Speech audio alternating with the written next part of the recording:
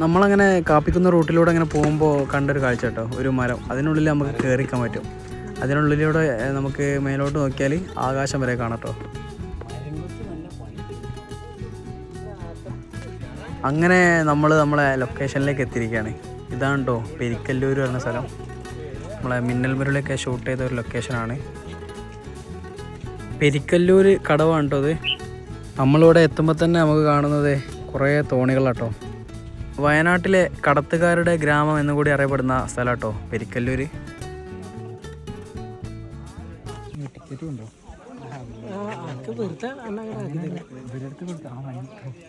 വണ്ടി നമ്പർ ഉണ്ട് കേട്ടോ, KV 3357. ഇത് ടാക്സി ഉണ്ടോ? മറ്റേ പ്രൈവറ്റ്. ഇവിടുന്ന് തോണി കയറിയിട്ട് 10 രൂപ കൊടുത്താൽ നമുക്ക് കർണാടകത്ത് പോകാട്ടോ. നിങ്ങൾ അതിശയിക്കൊന്നും വേണ്ട. നമ്മളെ ഈ അപ്പുറം കാണുന്ന ആ കടവില്ലേ, അതാട്ടോ കർണാടക ബൈരക്കുപ്പ എന്ന് പറഞ്ഞ സ്ഥലം. നമ്മൾ നിൽക്കുന്നത് പെരിക്കല്ലൂർ. അല്ല, ഒരു പാലം കെട്ടിയാൽ തീരാവുന്ന പ്രശ്നമല്ലേ ഉള്ളൂ. ഒരു പാലം കെട്ടിയാൽ ഇവരെ എത്രയും പണിയോ.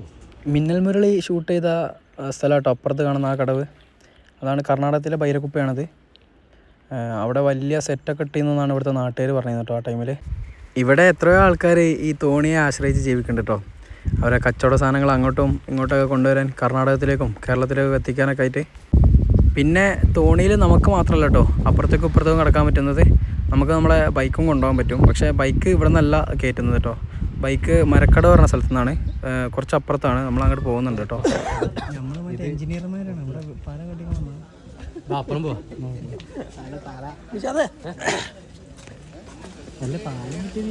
ഒരു ഓൺ വോയിസ് ആയിട്ട് പറഞ്ഞോണ്ട് ഇതാണ് മിന്നൽ മുരളി ഷൂട്ട് ചെയ്തത് കർണാടക. അതിന്റെ സൗണ്ട് കിട്ടില്ല. അതിന് ഇവനല്ലേ ആസിഫ. എല്ലാവർക്കും എന്നെ മതി.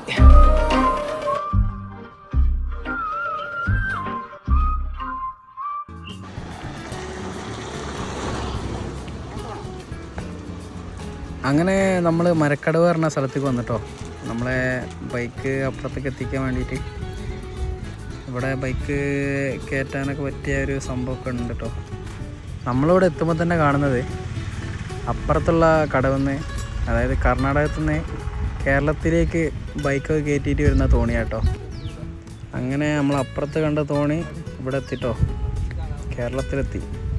ഇനി ഇവർ പോയിട്ട് വേണം നമുക്കതിൽ ബൈക്ക് കയറ്റിയിട്ട് നമുക്ക് അപ്പുറത്തേക്ക് പോകാൻ, കർണാടകത്തിലേക്ക് പോകാൻ കേട്ടോ. അപ്പം നമ്മുടെ ചാനലിൽ ഇതിൻ്റെ ഫുൾ വീഡിയോ കിടക്കുന്നുണ്ട് കേട്ടോ. അപ്പോൾ എല്ലാവരും പോയി അത് കാണുക. പിന്നെ നമ്മുടെ ചാനൽ സബ്സ്ക്രൈബ് ചെയ്യാൻ മറക്കല്ലേ.